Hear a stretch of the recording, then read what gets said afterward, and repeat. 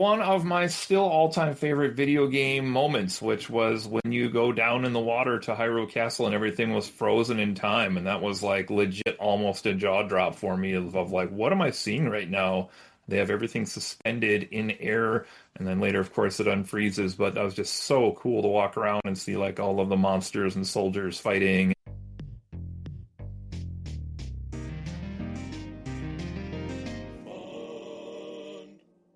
Hello, everybody. Welcome back again to Sizzlin Summer Spectacular. We're counting down our top favorite video games of all time. We got a full house just about here again tonight. Matt, myself, Cody. We got Justin, we got Brett, we got Dave, and we got Joe in the house tonight. We're going to be looking at games 20 through 16 in this episode. Counting down, looking for possibly more appearances by GoldenEye 007 or other games, whatever it may be. We shall see. Before we get to that, we'll give the hosts a chance to plug anything they have been up to recently or want to review for us quickly. I'll give them a second to do that. Tell you guys that I have, as of recently, been watching something I meant to watch for like a year and a half, but haven't gotten around to it. But it is, I believe it's technically called The Clubhouse on Netflix, but it was basically Netflix went around and filmed the Boston Red Sox for a season and then made like an 8-part documentary on it. It is full of expletives, like every other word is an F-bomb. So apparently that's how they really talk when you're not watching them on camera. Fuck. And it's pretty heavy with like players who tried their whole life to make the big leagues and finally get the call and their families there and like they were balling, I was balling, it was a whole thing. Or a couple players dealing pretty frankly with like suicidal comments fans were making to them, different stadiums and stuff they've dealt with, and it got really a lot deeper than I kind of expected it to go. I'm not finished with it yet. I'm about halfway through, but at the moment, I would give it about a 9.8. It is a fabulously done documentary. Probably aided, I'm sure, by the fact that it's the Red Sox for me, but it is just so well produced. So I can't wait to watch the rest of the episodes of that. So that's me. What have you guys been up to? Well, my quest to become Lord of the Crows has gone Yeah. a bit slower than I was hoping. Hmm. Despite feeding the local neighborhood crows now for about 4 or 5 weeks, I guess at this point, they still are like very like jittery and like they come in, they look at the food, and then they're like a couple of feet away from the bowl, and then they like take a step forward and they look in every single direction, take another step forward, look around them again, and then like sometimes it will even get to the bowl and then decide, no, this is too dangerous, I gotta get out of here. Just fly off. But the other day we had like 5 of them at once, like in the yard, just hanging out. We started trying to name them, despite the fact that they're very difficult to tell apart. But the biggest one that I noticed, usually I call him Mr. Crowley. So Nice. so that felt fitting. But it's been fun. It's just like, and like there's one smaller crow that comes in, and there's a blue jay that always shows up with him, and we think they're like their best friends, but they may be mortal enemies. We don't actually know at this point. They're kind of weird. It's this like bro thing, but yeah, that's been a lot of fun. But I haven't really gotten closer to actually making one of them like befriend me yet. But there's fingers crossed it'll happen. Nice. I wanted To go on the birds thing really quick. Sorry, I had to. Jesus Christ, that's it. So, my wife is planting some lettuce and herbs and stuff in our backyard. She has this tall planter thing, and it spins at each level, so you can, plant herbs or whatever in there. So she went out and bought all the lettuce and all the stuff that she wants to get, and lo and behold, there was a bird's nest in one of the containers, or one of the levels of the thing, and she didn't know what to do with this. There were actually baby birds in it. So she took the nest and moved it on top of our grill, which we don't use. We've never used it. It was my grandfather's. We don't use it. Anyway, just so that it would be out of Teddy's reach. Teddy is our dog. So we're sitting there, and I'm seeing if the birds are able to find the little birdies, the baby birds, and they're not having a whole lot of luck with that. So I did a little Google searching, and I'm like, can birds find their nest if you move it? The answer is probably not. Oh. So what we ended up doing was I have a little gate thing in the back, so we moved the nest, which she had put in a flower pot, into this area that's now encased in a cage, so Teddy can't get to it. But it wasn't long after we moved the nest back close to where it was, like within a couple feet. And the birds started coming and feeding the young and everything. And so we've been watching that for the past couple of days, watching these birds feed their little birdies. And they were able to find them, and that made us a little warm and fuzzy. And they're really cute. Hopefully they can fly away soon, though, so that we don't have to worry about them for, Teddy and all that. Anyway, that sort of piggybacked off of his bird story, so that's why I told it. And then I just got back from Europe. That was cool.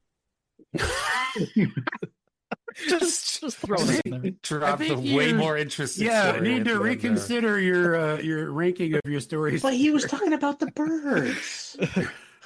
P.S. I just got back from Europe, but whatever. We were really worried about those birds. And I'm so happy that they're doing well. I wanted to shout out I'm sorry. a series that Alexis and I have been watching, which is on one of the best streaming services that nobody has, Apple TV. MGM Plus? And it is a little show called Widow's Bay. I've heard good things. I think that's going to be our next watch. I feel like this is a series that most of the hosts of this podcast would love. It is horror comedy in a way that I don't know if I've ever seen horror comedy done before. In that it's not like a spoof or parody. Like it is genuinely scary, but also hilarious at times. The premise, without giving too much away, is basically like there's this island off the coast of like the east coast of the United States, and it's basically what if every Stephen King thing existed on a singular island? There's just like every like horror that you could imagine. But the main character is kind of like if the mayor from Jaws lived on that island and was like trying to drum up tourism for this like actually cursed island where all these horrors are going on. The mayor is played by Matthew Rhys, who is probably one of my favorite actors like currently working. He's just incredible in everything. But just it's I've also like heard it compared. People have said that it's kind of like what if Parks and Recreation on like a horror island, which is also fair. But it's just the way it balances its tone is just it feels unlike anything I've ever seen. It's incredible. Like I'm watching half of it through my fingers because I'm a wuss and hate horror stuff, but then I'm also like laughing my ass off because people are just saying and doing funny shit. It's amazing. So highly recommend Widow's Bay. Check it out. Subscribe to Apple. There's several other amazing series on there as well.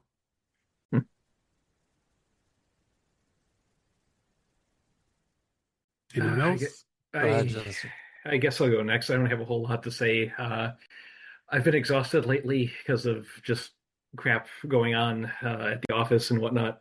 But I've been trying to find time to play through a bit of Mina the Hollower, which is the new game, the long-awaited game by the Shovel Knight people, Yacht Club Games, I believe. And it's more of a Zelda-style kind of adventure, with a lot of some interesting movement mechanics, like you play as a mouse who can burrow underground, hence the hollower, I guess, kind of part of the title. But it lets you move faster, it lets you jump farther when you emerge from from being underground. There's a good variety of weapons, big open world, more or less, to explore, and it's interesting so far. Not good enough to make the list, but then again, I'm not done with it. So, a lot of people are really, really praising it, like in the later stages. So we'll see how it goes, but it's certainly worth playing. It's only like $20. So, if you like old school Zelda style stuff, yeah, Mina the Hollower is certainly worth checking out. Very, very. If you play it on PC though, I'd recommend getting like a downloading a CRT filter, just because otherwise the graphics do look kind of chunky. But if you have like the filter on, and you can get it from like Nexus Mods, yeah, it looks a lot. It's a lot easier on the eyes, I would say. I'll go last. I specifically wanted to go after Justin because I'm going to use this opportunity to shit all over one of Justin's previous recommendations. You son of a bitch! Whoa. During the Backrooms episode, Justin recommended Skinamarink as additional homework, and I tried watching it, and it was the worst piece of shit I've ever seen in my life. I recommended it with an asterisk by it. If you took a standard, pretty, average horror movie, recorded it on VHS, but worse quality, both in the resolution and in lighting, and had every shot just be like the corner of a living room. Like, you're not seeing the characters, you're not seeing anything happening, you're just a long shot of the corner of the room. And you got to listen to this one. Sure, you listen. There's about 30 lines of dialogue in this hour and a half movie, and almost all of it is delivered by children who are not good actors. It's just a real piece of shit. So, for the first time ever, I'm going to use this opportunity to not recommend something, and that is the movie Skinamarink. Fair enough. It is very experimental. I'll admit that. Where? You heard it here, folks. Dave just called Justin an actual piece of shit. Just his opinions, man. Just his opinion. Just his opinion. Oh, goodness.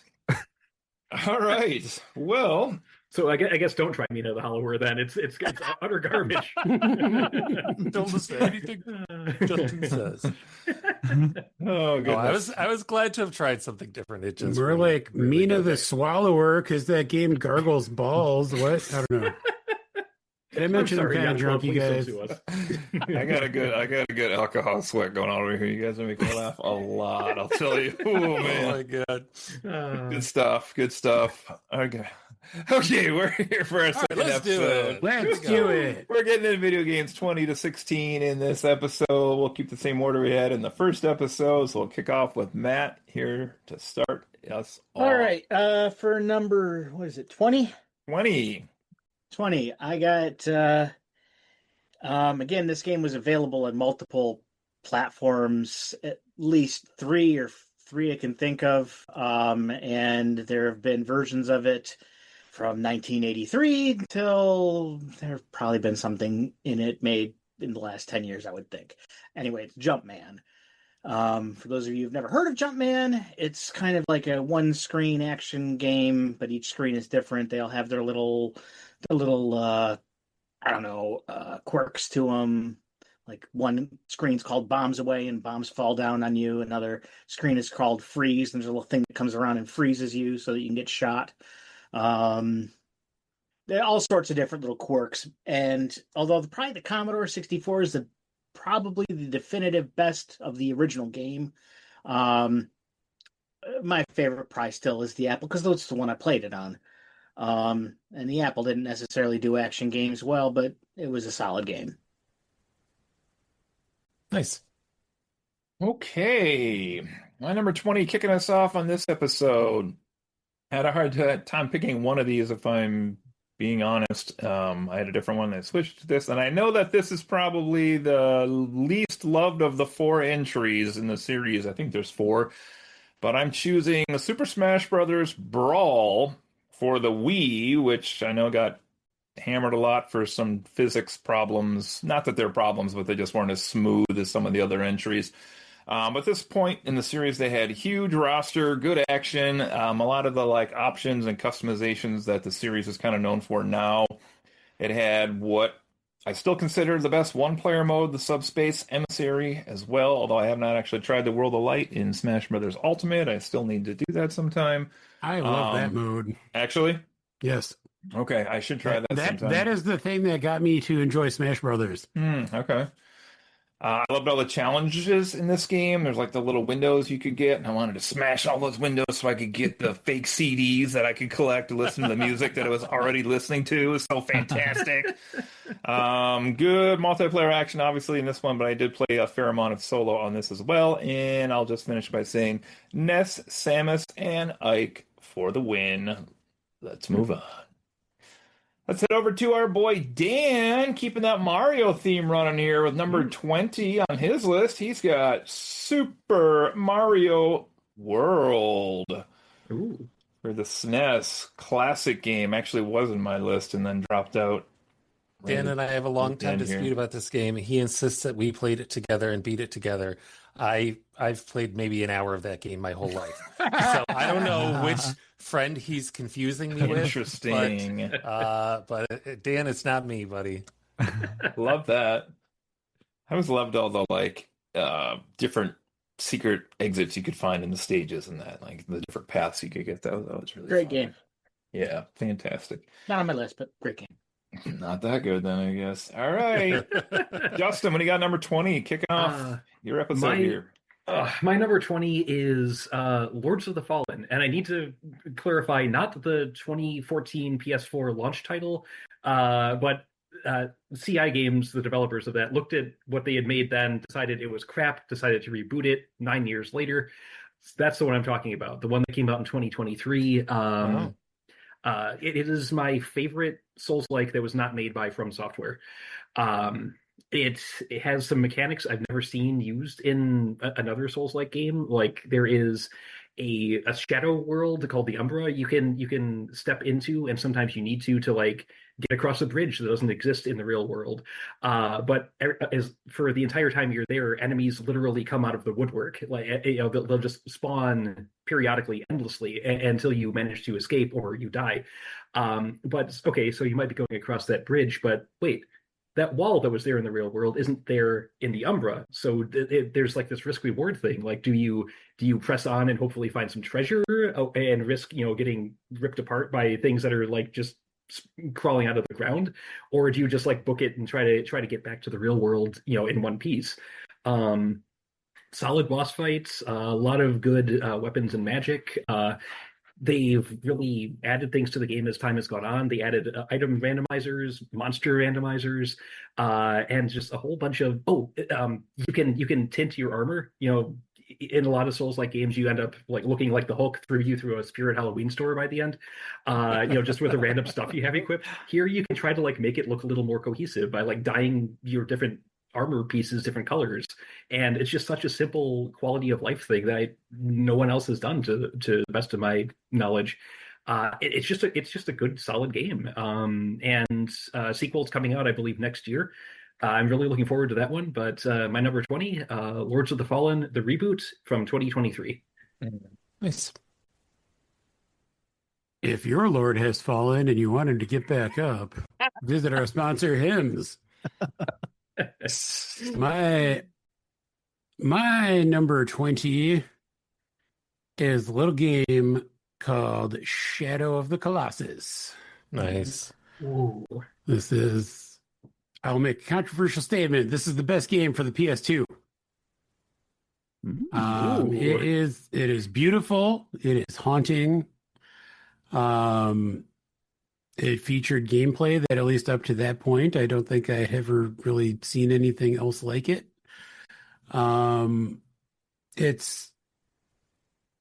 world is sparse, and yet it still feels alive and worth exploring. But as far as the gameplay, it is basically a game entirely composed of boss fights. Like the entire game is you're fighting these colossi, which each have their own kind of unique weaknesses. And this is the kind of game where like I feel like you just want to spend time with it and let it wash over you and just exist in its world. And that is one of my favorite feelings in any form of media. So I felt like I had to put this on my list. That's a really good pick, Joe, and really good description of what makes that game special. All right, I my mood is gonna totally change. Mine is Tony Hawk's Pro Skater 3. Skating up the Colossi. I played the original in high school because a group of friends was just really interested in it and had a ton of fun with it. Played that on PlayStation, played number 2 on PC, and then number 3 I played on GameCube. Played that at in a friend's dorm room. Every time you beat that game, you would unlock a new character or unlock a new something or other. So I think it's like 22 times you beat the game to unlock everything. And I beat the game 22 times over the course of 1 week. The entire week. Jesus Christ. We listened to Shakira's Whenever, Wherever on loop for the entire week. And yet you somehow still convinced an actual human female to marry you. And it was just like what a random combination of things, but just a really great college memory. So I really like the Tony Hawk series 1 and 3 especially, and I had to pick 3 because of that Shakira week. I don't know, it was just incredible. How can I ask? You heard it here, folks. Dave's hips don't lie. How long is the game? The game, once you know it, you can beat it in like an hour or less. Oh, okay. Once you're good at it and you know what you're going after, yeah, it doesn't take too long. It's really just there's like 10 stages and you just have to go get everything in each stage. And yeah. So fine, not as impressive as it sounded, I guess. I mean, it's still fucking kind call of me impressive. out on it, Cody. Also ballsy of like a game to be like, you have to beat it 22 times to get all the shit. Yeah. Number 20, I have a game that literally cannot be beaten. It is Sea of Thieves, which is an open world pirate themed adventure game playing against NPC enemies and real players to find and sell as much treasure as you can. The very, very few games have like sunk its teeth into me as hard as Sea of Thieves did. And I don't know exactly why. It's just like the fact that it's like a cool pirate themed game, and like we have like woefully not enough pirate games in the world. I pirate games all the time. Okay, killer. Hey, very nice. But this was a game when I started playing it, like I would get home from work and I'd be like, okay, I got 20 minutes before I have to make dinner. I'm like, get in here and play for 20 minutes. And then like after dinner, half an hour, I'm in there. And it was like that for, a month or two, where it's just like every second I had, I'm like, I gotta play this game. But one of the things that makes it kind of sets itself apart from other pirate games is like that you wander around like in first person. You like actually have to do the work on your ship. So like you want to raise the sails, you have to walk over to a rope and work the rope to like raise or lower the sails. You don't just like you're just sitting at the helm and you just push a button and it happens. It's like you're actually doing the work on the ship. Wow. And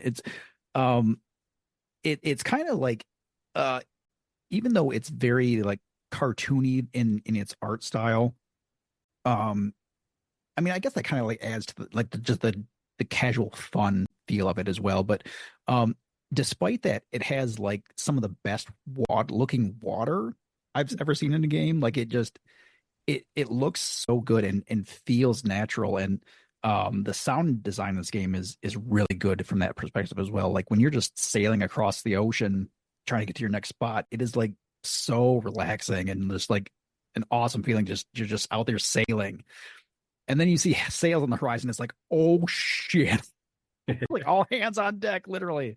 And it's like, you gotta choose, you're gonna fight or you're gonna flee, because it might be real people, might just be a skeleton ship coming up on you. But a very fun game. I actually was watching some of this on Twitch earlier today, and I was like, oh my god, I gotta get back to this game, because it still looks so fun. But this is an awesome game. You can play it with friends too, and that makes it just even more awesome. Have you watched the documentary? documentary. No. Oh yeah, Sea of Thieves, Voyage of a Lifetime. Check it out, 1 hour and 16 minutes. No. They are making a live action movie. Oh, I there heard you that go. recently. Very good. Very good. All right, number 19, Matt. What do you got for us? All right, it's kind of a twofer, but not really. I'm doing World of Zine. What? World of Zine is Schwa? a PC role-playing game from the early 90s, but it comprised two games, Clouds of Zine and Dark Side of Zine, which once you beat them both, they would combine into one game. Like you go from one game to the other, and there's like an actual ending to both games together. Oh, that's Cool. But if you liked it, Might and Magic is I forgot to put that in. It's Might and Magic World of Zine. Technically, games 4 and 5 in the series. Is there a colon in there somewhere? cool. Might and Magic colon There Dark we Side go. of Zine. Might and Magic colon Clouds of Zine. Together they make Might and Magic colon World of Zine. All right. Wow. The only real appreciate issue your colon. with the game that I would bring up is that if you don't play them in the order of Cloud's Dark Side, then World, it is severely imbalanced. Like, if you go through Dark Side first, which you can do, and then go through Clouds and then do the World part, Clouds, it's like everything you touch dies immediately. You can kill the final boss in Clouds of Xenon with one hit without even trying if you've gone through Dark Side first. So it really is Clouds, Dark Side, then World. But when I played it, I had them together in one disc. I didn't buy two separate games and play them separately. I literally bought a disc called World of Zine. So Okay. it's a flat. Incidentally, the world is a flat world, kind of like Piers Anthony's Split Infinity, if you know what that is. But like Dark Side is on one side, Clouds is on the other, and then when you complete all the challenges in both and do World of Zine, it becomes a planet. That's all I gotta say. Intriguing. No, it's not. It's not? Not really. Okay. Sold it to me. I thought it sounded pretty cool. I'm good. All right, number 19 for me. Unintentionally, I just realized this is my 7th different system for my 7th game in the countdown. Let's check out PS2's DDR Max, which is my background at the moment here. So, full confession, dancing is not something I ever thought I'd fall in love with for video games, but I do enjoy this rhythm-based series, and I just chose the first game here for our countdown and got it up here at number 19, but it was fun to watch, like myself and others, especially in college. We had the TV room, or as we called it, like the Mario Party room or the Dance room or whatever other activity was being used for that wasn't ever watching TV. But you could watch people like stumble their way in the early songs to get better, and then, eventually most of us normal ranged people would die out at a certain point. We couldn't get much better than that, but we had some masterful people that lived in our area as well that were fantastic at this. So that was super fun. You could play 2 players as well, which is kind of fun. A couple different modes you could do there. Have tried to get back into this a few times with a few different types of mats. It's a lot harder on the joints now than it used to be back early 20s, I will say. You old. That's true. More than double, or maybe just about double when I was playing this. But Jesus. good stuff. And shout out to all of Dave and I's favorite songs, like My Generation and Rhythm and Police for Dave. Yeah, Rhythm and Police. I love that. Sandstorm and Dark Black Forest and Matsuri, Japan, that you could do on the hardest difficulty level with only one foot if you kept your left foot in the bottom left corner and you could tap your right foot quick enough. Paranoia Revolution and Max 300. Good stuff, man. DDR, good stuff. Dance Dance Revolution. All right. Dan's number 19. He has over here on his list Half-Life. Ooh. Somebody else can talk about that because It revolutionized first-person shooters. Yeah. Carbon Speaking 14. of revolutionizing FPSs, yeah. Yeah, it was really the first one that had a decent story along with it, instead of just like monsters appear, shoot them. But yeah, it gave your character a personality. It gave the environments, character. It had a plot that played out from the start until the end, instead of just like, here's the next level. You actually felt like an interconnected facility you were fighting your way through and trying to survive as aliens, are invading, and there were NPCs like scientists that were just caught in the middle of things. Sometimes Shoot they them. help you. Yeah, you could shoot them. It made me think a goatee was a good idea for a minute. But yeah, Always a good idea. But yeah, Half-Life, it was a pivotal game in the mid '90s, just utterly fantastic. For sure. Yeah. Yes. All right. All right. I think that brings it to me.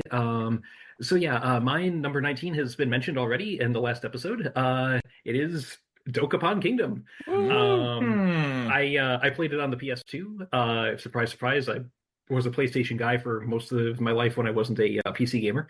But yeah, it is. Dave kind of covered a lot of it. It is fun. It is backstabby. It really kind of shows you what kind of a person your friends are a lot of the time. But yeah, it's bright, it's colorful. There's a lot of little unexpected events that can pop up.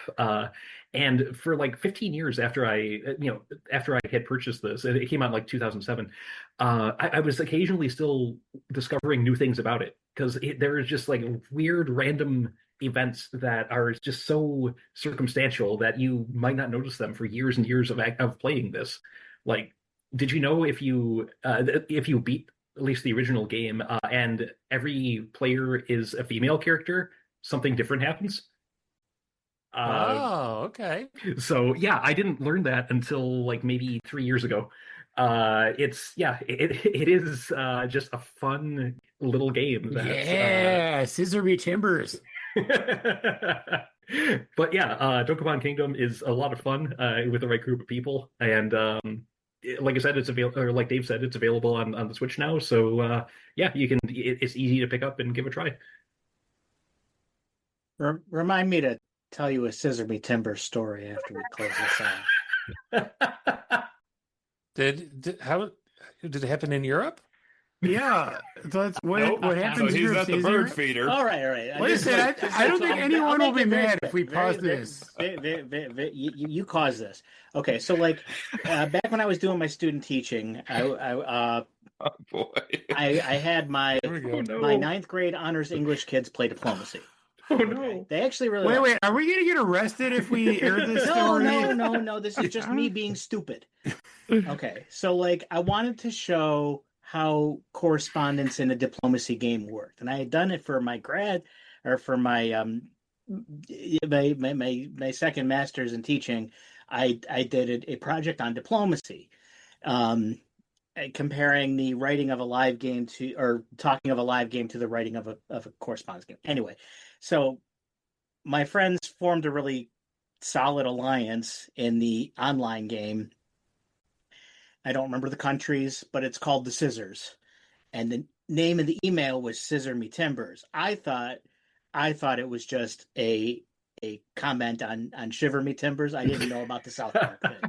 Anyway, I used that email as an example of correspondence to my ninth grade honors kids, and nobody said anything to me. Nothing ever came back to me. But when I explained this to Matt and Dan, they're like, "We use what?"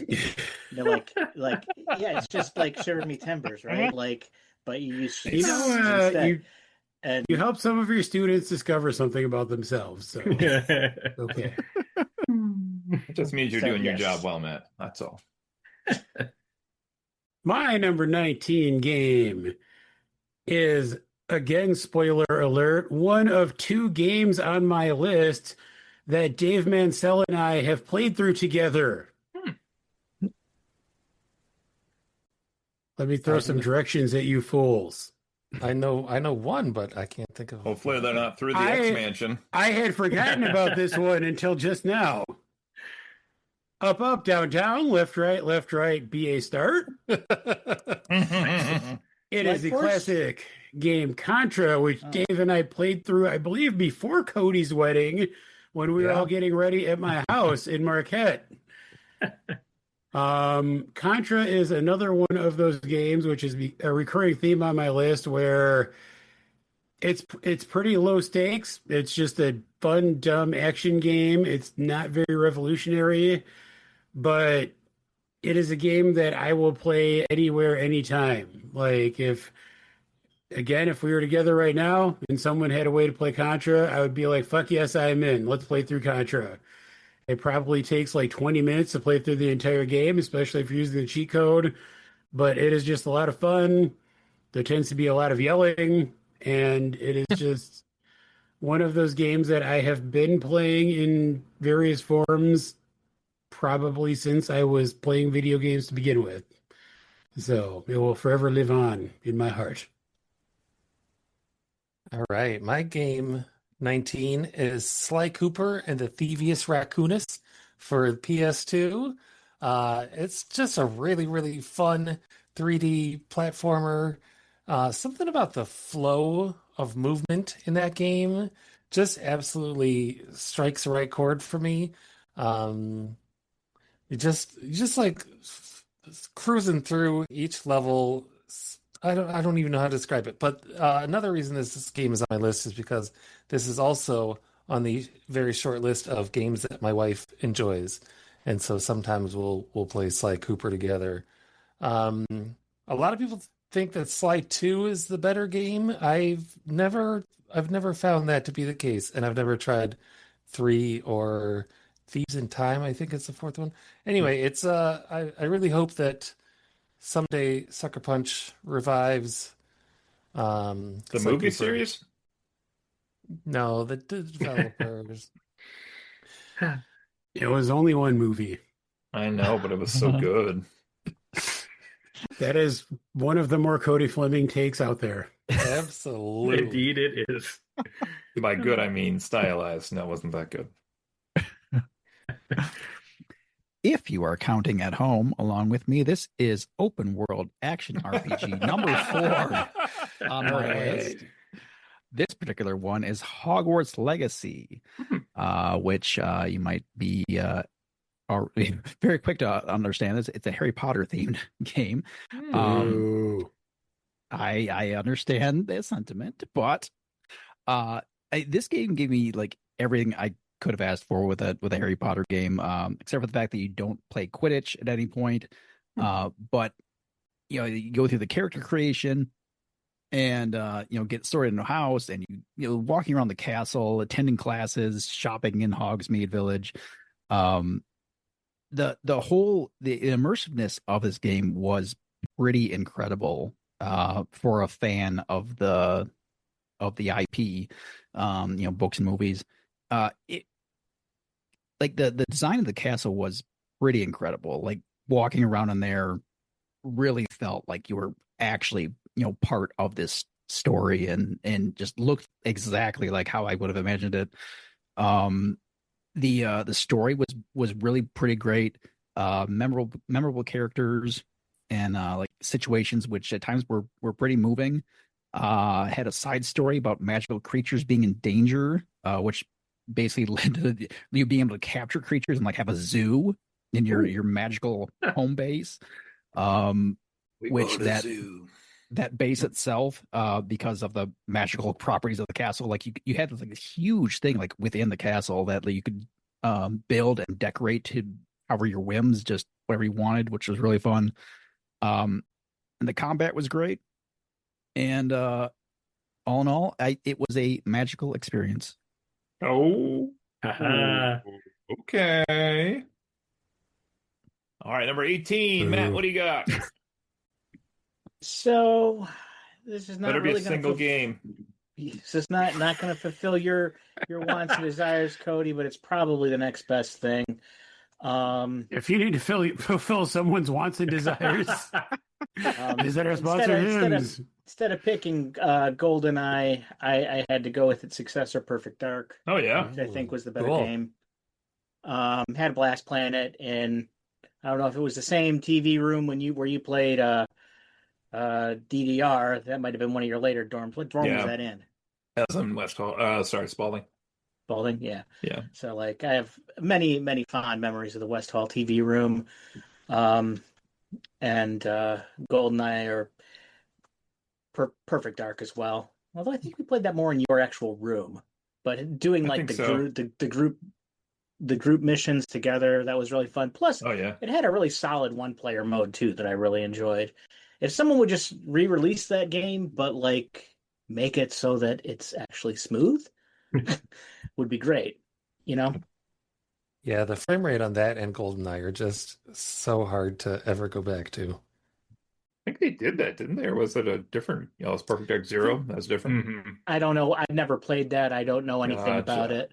It's not not a report. I gotcha. Gotcha. All right, my 18. Okay, it's a GameCube game. Here we go. This one is controversial at the time when it came out, but nobody cares about it anymore. The controversy that is not the game because it's been re-released semi-recently and a couple times now. Legend of Zelda: The Wind Waker coming in at number 18 on my list. So you didn't pick the entire Zelda series like you did in the soundtracks one that we did? I didn't know. What are you talking about? Did you play the game that I picked for the best soundtrack yet? Probably not. All right. Loved the cel-shaded style in this one when it came out. Was a big fan of the art in this. This was, you guys were talking about in our last episode, map making. This was way after I had been into map making, obviously, here, because we're in GameCube era, but this is a game that I really enjoyed map making while I played, because the world was a 7x7 grid, 49 squares. Every square had an island in it, whether that was going to be a little tiny blip of an island that you might miss sailing across the ocean, or a giant fortress you might find there, whether it was like a puzzle quest or just a hidden thing that you could find. You never knew what you were going to find in that square as the game went along. Great visuals, good sounds in this one. Story was kind of cool as well. You were just mentioning here in the last episode. More pirate games, Brett. This was kind of the pirate take on The Legend of Zelda, where Zelda wasn't even known as Zelda. She was Tetra in this game. Spoiler alert. And it has one of my still all-time favorite video game moments, which was when you go down in the water to Hyrule Castle and everything was frozen in time. And that was like legit almost a jaw drop for me of like, what am I seeing right now? They have everything suspended in air, and then later, of course, it unfreezes. But that was just so cool to walk around and see like all of the monsters and soldiers fighting, and then later it all changed. The camera in this game's terrible, so I acknowledge that. This is one that I actually have replayed in the last 5 years, though, and the camera sucks, but it was still a lot of fun. I know they've re-released it. I actually played the GameCube version itself again, so I don't know if the newer ones have a better camera or not. But Legend of Zelda: The Wind Waker, my 18 for tonight. You guys can tell me, and Dave, you know Dan the best, so you can tell me if this is a typing he was doing and then he just stopped typing on, or if this is what he intended. But for number 18, he has the game Fallout. No, Does he mean Fallout? He's a Fallout OG. Yeah, Okay. he showed me Fallout and Fallout 2 a long, long time ago and introduced them as like really incredible games and got me into them too. Yeah, that guy's been playing Fallout since 1, I think. How old is this guy? Jesus. That's absolutely not a typo. Wow. Wow. Nice. For Yeah, what it's worth, I almost put the game that I titles. believe is the actual true originator of Fallout on my list, Wasteland. which is the original Wasteland. That was very close to being on my list. I haven't played Wasteland 2 lately. It's very fun. I thought I've only played the original one where you actually have to look up in a book what people are saying to you. For memory constraints, yeah. Okie dokie. Wow. All right, who's that? Justin. All right. So yeah, much more recent. My number 18 is a game called Chaos Zero Nightmare, which came out last year, with an asterisk because this is essentially a live service gacha game. So if you're listening to this in the future and this game no longer exists, replace it with Slay the Spire, because it is very much like Slay the Spire, where it's a roguelike deck builder, but with more of a cosmic horror element worked into it. And whereas Slay the Spire, it has the same thing where you're building a deck, you're trying to go through runs and get rewards and that sort of thing. Whereas that only had one character, you build a team of 3. in Chaos Zero Nightmare. And that so you have to coordinate like 3 different decks. And as you're going through different runs, you acquire new cards. The cards can change. You can get new equipment for each of the characters that also changes certain things. There's a lot of really deep customization and strategizing in this for a game that on surface looks like it's just about like busty anime women fighting, cosmic horrors. I was just gonna say, does Slay the Spire have boobs this big? It does not. Okay. So if that's also a selling Go point, on. if that's also a selling point, then Wait, what is this game called? Chaos Zero Nightmare. It's Right, it is for available science. it is available on PC, which is where I'm playing it. Although also a mobile game. But yeah, despite its aesthetics, it's surprisingly deep, it's surprisingly tactical, and it is. If you want to get deep and tactical. But no, it is much better than its initial presentation might have you believe. So yeah, if you liked roguelike deck builders and you can deal with the character designs and such, it is well worth your time, especially because like most gacha games, it's free unless you want to spend money on it, but you don't have to. I haven't. So yeah, I would say it's a dark horse, but it is much better than it has any right to be. Okay, the rest of us will be logging off, and Justin, you're going to be taking care of the rest of this one. Joe's new number 18 game. Bukaki Seppuku. All right, Chaos Zero Nightmare. Picture it. It's December 2018. The Nintendo Switch has been out for over a year. You do not yet have one. On a whim, you ask your parents for one for Christmas. They get you a Nintendo Switch and also 2 games for the Nintendo Switch, which you have not indicated any interest in. Your mom tells you, I asked the person at the store what the most popular games for the Nintendo Switch are, and these are the games that I got you. Oh, no. They're both entries in long-standing series that you have historically fucking hated. You have never enjoyed a single entry. One of them is Super Smash Brothers Ultimate, which you do come to enjoy, largely because of the single-player campaign. The other is a game in a series that you have tried various iterations of for the past 30 plus years, none of them ever gripping you. Talking, of course, about The Legend of Zelda: Breath of the Wild. Wow. Heard great things about this game. I heard multiple people say, if you've never been a fan of Legend of Zelda, this is the game that's going to get its hooks in you and make you a fan of the series. Fired the game up shortly after receiving it for Christmas. Could not get into it. But then, for some reason, several years later, I'm talking like January 2024. Jesus. A couple months after I had brain surgery, which may or may not be a factor, I find myself with some time on my hands, and I say, you know what, self?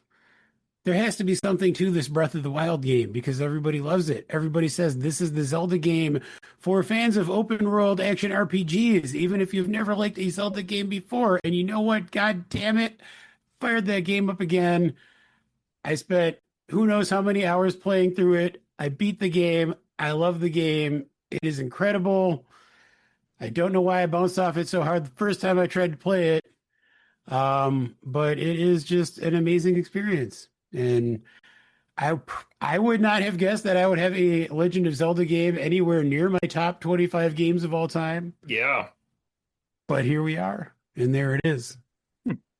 I was Breath of fully the Wild. prepared for you to get to the end of your Christmas story and say that neither of those games were the game on your list. Just a completely irrelevant story. Well, he did just get back from Europe. It's true. I did just get back from scissoring some timbers.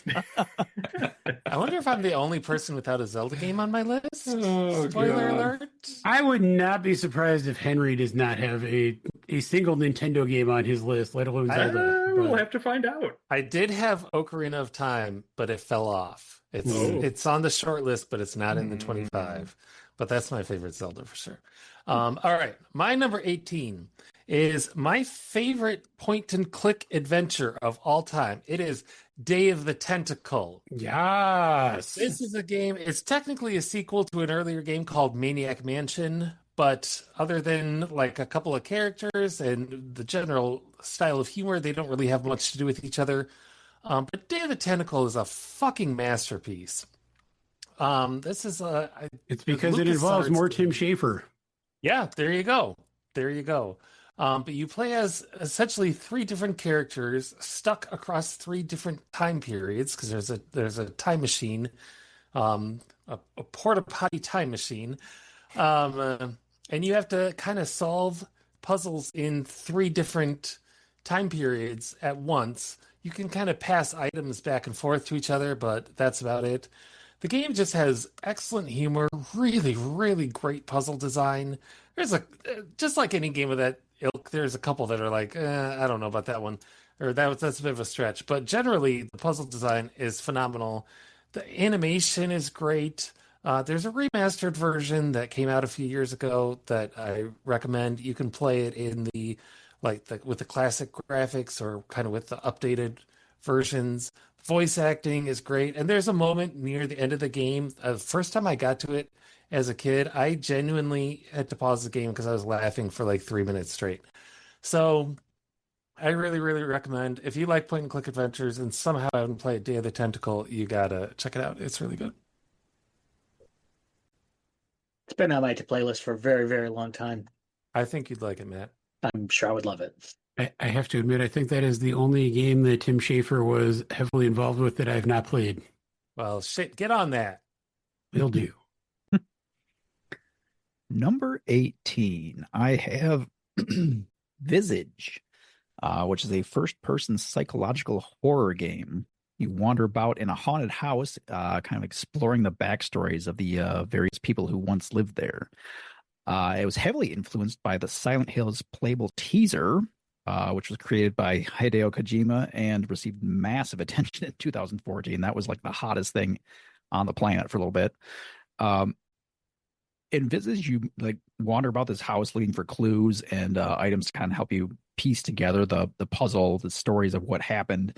And meanwhile, you're like constantly in the presence of this entity that is like stalking you from the shadows. There was a sanity mechanic that was light dependent. So like anytime you like walked into a dark space, your sanity would start dropping. And occasionally would have to take some meds to get that back up. But because like as your sanity dropped, you would be in even greater danger from this entity. But the atmosphere in this game was just incredible and terrifying. Like legitimately, this is the scariest game I've ever played. Wandering about, I was just like at all times I was just like ready to like jump out of my chair. In large part because, and I mentioned this before, but paranormal stuff is like the thing that makes my skin really crawl, as far as like any kind of like horror thing. And like the graphics in this were very realistic. Sound design was awesome. Like it just felt like you were there, and there's spooky things going on all the time, lights flashing and objects moving by themselves, floorboards creaking behind you. And just the atmosphere is so amazing. Like you literally would want to like jump out of your own skin and just leave it behind it. Never come back to it playing this game, at least in my personal experience. So that is my number 18. Nice. Okay, 17. Matt, what do you got for us? All right. So I don't know if you'll recall, but on the Wii they did some repackaging, and this I got around another one of them. There is Metroid Prime Trilogy, all three of the first Metroid Prime You games. son of a bitch. All right, that's well played. So, I mean, I didn't think I'd like those games at first, because I really don't like first-person shooters at all. And there's a lot about it that annoys the hell out of me. Like, I do not enjoy the try to get around the enemy and shoot him from the back mechanic that is in every 3D game ever. I fucking hate it. It's not fun. It's tedious. It's annoying. But in general, like I really liked the feeling of walking around, exploring, and all three games are very unique. And well, I've only ever beat the first one. Second one, I got to the final boss, fought him like 10 times, then said fuck it. The third one, I got to some puzzle that I don't know how I'm supposed to solve it, but I'm pretty far into it. But I haven't played it probably like 5 years. So, but yeah, Metroid Prime Trilogy. I haven't played the third one, oddly. I just played the remaster of the first one earlier this year, and I just got a 4 in the mail today as part of the Prime Day sale, so I'll have to check that out at some point. All right, coming up next for me, number 17, my 8th different system here on this one. Picture this, you're just a guy doing his job, doing what you're good at on a nice, casual, sunny day at work, and all of a sudden a fucking mole jumps up out of the ground and tries to obscure your vision while you're trying to make a right-hand turn. Oh my God, Mario Kart 64 coming in at number 17 for me. It's not the OG. I know there was the Super Nintendo one, but as far as I'm concerned, that one really wasn't the best. This is where the series took off. Several people in my life, this was like the game that we shared. 8 drivers, 16 tracks. It was pretty simple back then, but the tracks maybe were more iconic. I don't know if it's because they put more time into them, because there were less of them, or if that's all we had, so we just got to know them that much better. But picturing like driving around Wario Stadium, or Moo Moo Farm, or the Royal Raceway that had that one spot you could fuck up on the track and get stuck, then you'd have to go backwards to hit that mega jump over. Or the world's longest rainbow road course, which just seemed to keep going on forever unless you tried to do the death-defying shortcut off to the side. Also enjoyed that when you played as the fat characters in this particular version, you could wipe people out just because you were bigger than they were, which they took away after this game, sadly. But I love the entire Mario Kart series, but this is one of my favorite entries just for nostalgia. So number 17 for me is Mario Kart 64. Which was not how they said that back in the day. But anyway. All right. Speaking of crappy choices, Dan's up next. And he has a number 17, a little game I think we've all played called Overwatch. Am I right? Yes. No. I mean, I haven't played it, but... No. I hope it means the OG release and not what it's turned into. Shrug? It's a long and stupid history. I'll just be honest with you. But the original game was fantastic. Well, let me tell you, Overwatch is a future worth fighting for, okay? You can be a hero, build a squad, win the fight, all those things that I'm reading off this webpage. It's a six versus six hero shooter. Each character has different abilities. And usually the maps involve escorting a payload from point A to point B, or like trying to secure an area, or if you need someone to escort your payload from point A to point B. But yeah, multiplayer only. Very, very fun back in the day. I probably sunk a good like 400 or 500 hours into this. Holy Jesus Christ! So and then they made Overwatch 2, and Overwatch 1 wasn't playable anymore. So, how many quarters did you sink into it? Doesn't sound that good, then, does it? I mean, for a $60 game, you get that much playtime out of it. I'd say that's a good deal. All right, fair enough. But is it back to me then? Back to you. What do you got for your 17? You can just keep going on that one if you want. I could, or I could make another Hims joke, because this is my the only VR title on my list, and it is Beat Saber. And yes, of course, haha, if you want to have someone beat your saber, try Hims. Austin, come on.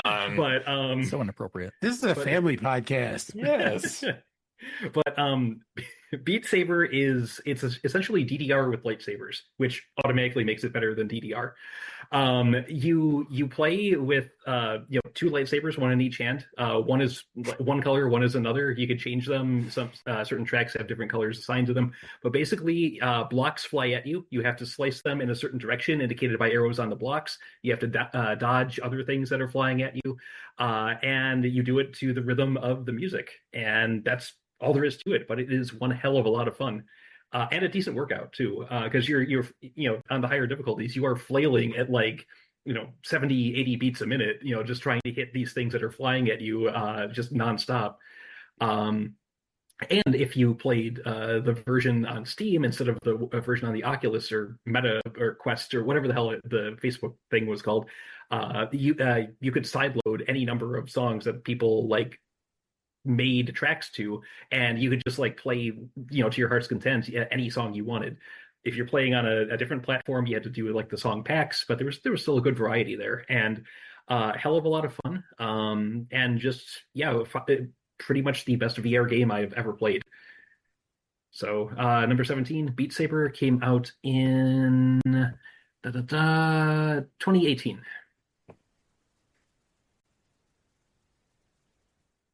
All right, my number 17 is, I think, the second most recent game on my list. It is a little game called Balatro. Speaking of games that one can sink a lot of time into, this is a game that it's available on basically every platform.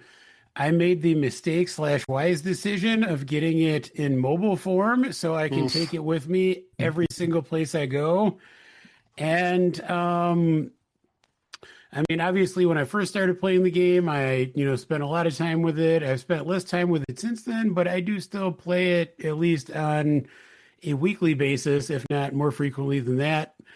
Anytime I am sitting somewhere and have a considerable, if I have not considerable, if I have like 5 minutes on hand that I need to kill, I'll just fire up Balatro and play a couple rounds. It is a just original. It's weird to say original because it's obviously based on poker, but original spin on the idea of poker. Highly addictive. Just I don't even know what else to say about it. Everyone knows Balatro at this point. Play it, let it take over your brain. Balatro. Right. My number 17 is the third and yet final PlayStation 2 game on my list. I'm pretty sure. This is a game called Concept. Oh God, here we go. It's not a very popular game, but it's basically if you imagine Monopoly, which is not a good game, but in that a Monopoly in that you roll a die and then you go around and you can take over properties, and then when people land on your properties, they have to give you shit. Except instead of being themed like Monopoly is themed, you have creatures, like medieval fantasy creatures who are represented through cards, and you're playing them and you're equipping them with items, you're casting spells, and so you use that to level up and defend your territory and eventually make everyone else run out of money. This is just like a really fun niche game that I got really into in college. There's been a couple of sequels since. In fact, just this year, there's two new ones coming out. One is like a fully new one called Concept Begins, and then the other one is Concept the First, I think, which is a port of the Saturn version. The version that I played is technically the second one that was brought to America, just called Concept. And in my eyes, that's still the best one. But I don't know. We'll give this Concept Begins a chance and see if it's any good. But I just I don't know. It came to me at a certain point in my life when that was just a really, really fun thing to play, and I love it. It's Concept for PlayStation 2. I don't think I've ever heard of that one. Interesting. So this might be the only instance of this happening in this countdown. We shall see as we continue. But I actually have the same game as Cody for our 17. Oh shit! What? Which of the other 6 seals have broken? with the slight caveat that so this what I was alluding to at the very start of our discussion this was that like Mario Kart is probably the best example of this, where like all the games are basically the same. Like there's like very little difference in gameplay. It's just adding new tracks, it's adding a few new items here and there. So really it's kind of the whole series of Mario Karts. But I'm saying Mario Kart 64 here specifically because that's the one that kind of really kind of opened my eyes. Like obviously we had Mario Kart on the Super Nintendo, but that 3D aspect and that having that in battle mode was just so fun. Oh my God. And you know, again, with the N64 being 4-player compatible and being just another game that you could have friends over and just have this big party with, so much fun doing that.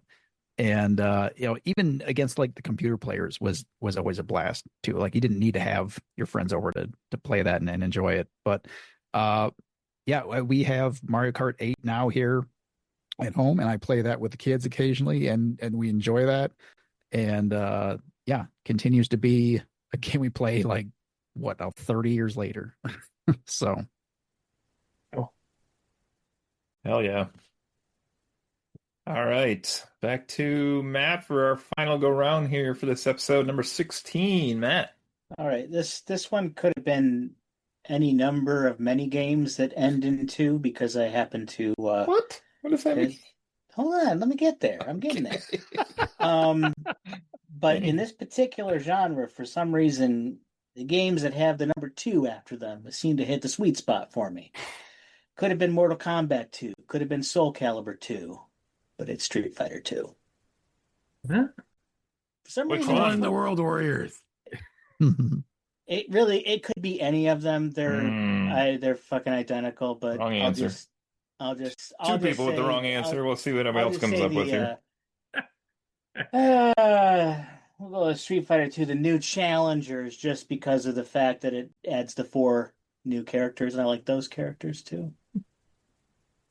But Okay. Fei Long and whatever the DJ, Yeah. Emmy and T-Hawk. Yeah, I remember Yeah. them all. Anyway, yeah. Good stuff. Super Street Fighter 2 is the only way to go. All right. My 16, this is really unintentional, but my ninth different system, I guess. Highest when I guess just debuting here. We'll see if there's any more PC games on my list, but coming in at number 16, this is Civilization Part 4, which was fantastic. This is another one of those games that just kismetly happened to land at the perfect time in my life, where my now wife moved in with me, and we basically had a game of this going on the PC at all times, be it her game or my game. We kind of argued over who got to play once in a while, but usually there was somebody playing it at some point. Super fun. The Civ games have always been great.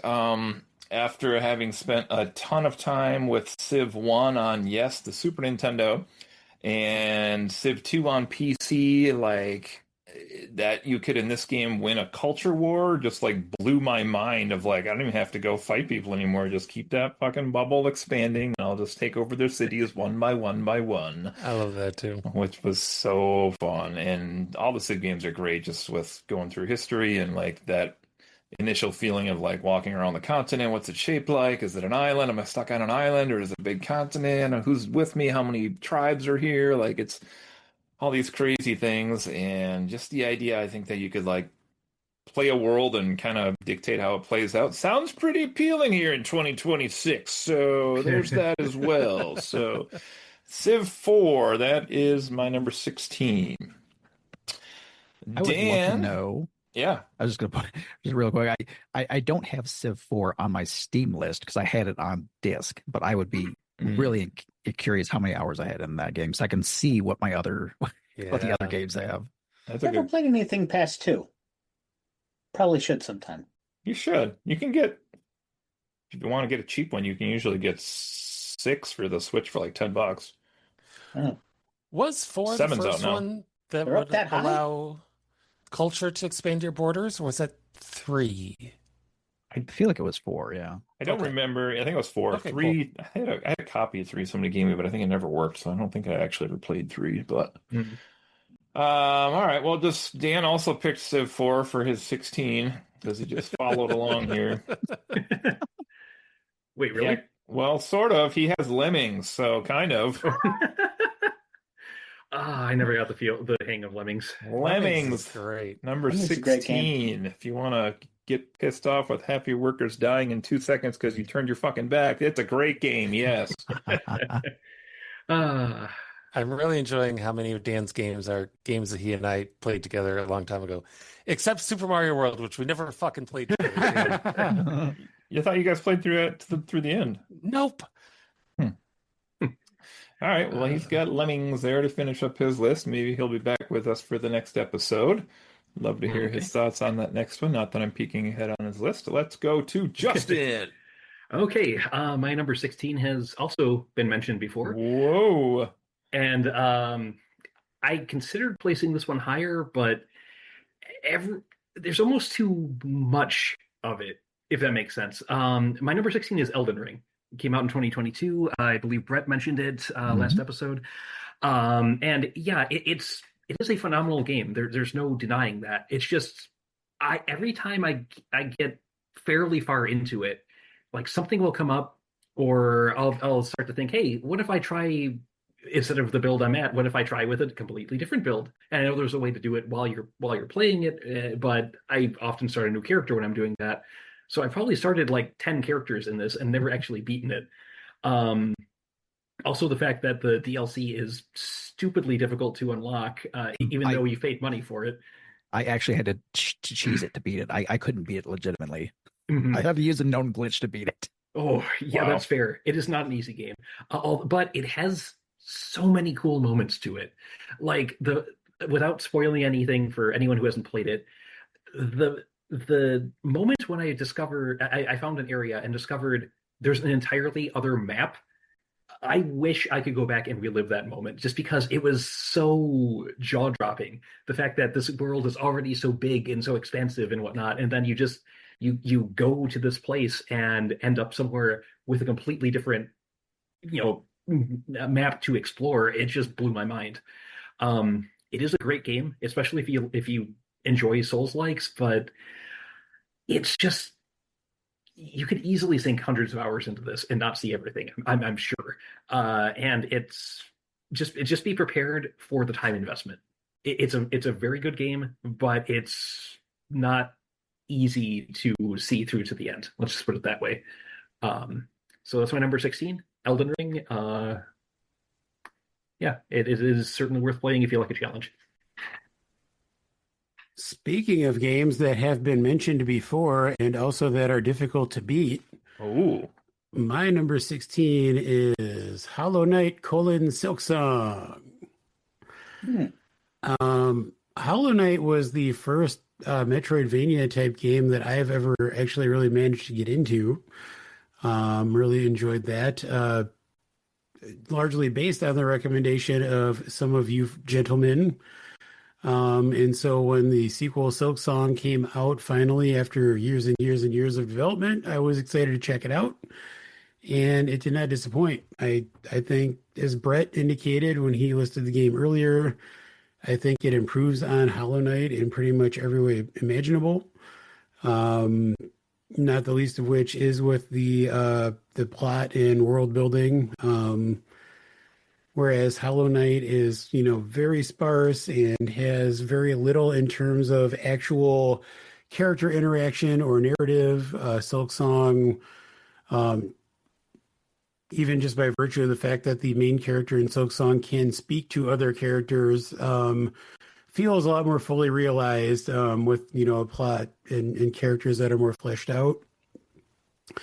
As Brett said, the boss fights in the game feel amazing. But damn, the final boss is very, very hard, and I don't know if I'll ever actually beat her. But that being said, it is still an incredible game, and on top of that, I had a great time commiserating about the game with Brett and Matt, and to some extent Justin, who kind of joined a little bit later in a side chat that we had going on. Good So times. that just kind of added to the experience for me. But yeah, Silk Song is a very fun game and also very frustrating. I know, as we mentioned in our separate podcast episode we did about the game, Brett and I, at least, were possibly at risk of destroying our marriages at various points because of this game. All right. So for my number 16, we had a discussion earlier about best games versus favorite games and what we were doing with that. And I have a number of games that are on my list that are certainly not the best games, but are my favorite. This one's the opposite. This one almost deserves to be a lot higher on the list than I have it at number 16, and that is Super Mario Brothers 3. This is, in my opinion, You son of a bitch. the masterpiece of the NES. And I have at least one NES game ranked higher than this on my personal favorite list, but I just the music, the level design, the different powers you could get, it just took an already beautiful game, Mario Brothers 1, and there are lots of things to enjoy about 2 as well. I like 2 a lot, but really just perfected all of it and released again. I just it's a fucking masterpiece for that era. There was so much appeal there, so much to do in that game, so much to explore, and I just absolutely love Mario 3. I coincidentally last week decided to jump straight into World 8 in Mario 3 and quickly noped out. And I realized I am not prepared for this right now. I should have started in World 1. At my number 16, I have another paranormal horror game, and this one is Phasmophobia. In Phasmo, you take on the role of a ghost hunter using tools such as thermometers, EMF detectors, and spirit boxes to determine what kind of ghost is haunting the house you're at. And one mechanic that really kind of makes this game cool is that it uses voice recognition so that you can literally talk to the ghost and ask it questions. And it has like a, I don't know, it's something like 40 to 50 phrases that it understands and will actually respond to you depending on what you ask it. And so that is also, it's simultaneously awesome and like incredibly creepy at times when it's like speaking back to you through the spirit box. But this is another one where the atmosphere and the sound design are really, really well done. Like this game is a close second to me in like the creepiest game I've ever played. Like playing it solo, like I'm just goosebumps the whole time. Like this thing is gonna jump out and eat my ass at any moment, and I'm terrified of it. But like I've also played it in a group as well, and like what's crazy about that is because it within the group, then it gets like just very casual and fun, and like we're just they're just playing, just laughing it up, and like it's still scary. Like like the ghost starts chasing you, you're like, oh my god. I'm gonna freaking die. But very fun game. I loved playing this. And another game I would love to get back into at some point. Especially if you want your ass to get eaten. I set that one up for somebody. Nobody took the bait. I mean, I was just focused on how we had like different ideas of what a ghost encounter was going to be like. So never had my ass be at worry before, but now I don't know.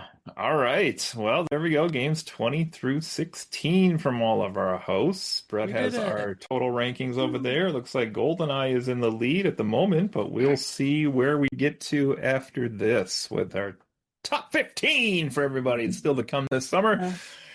I think Dokapon Kingdom is ranked higher. wouldn't you say? That could be at this point. No. That's had 2. Street Fighter 2 has had 2.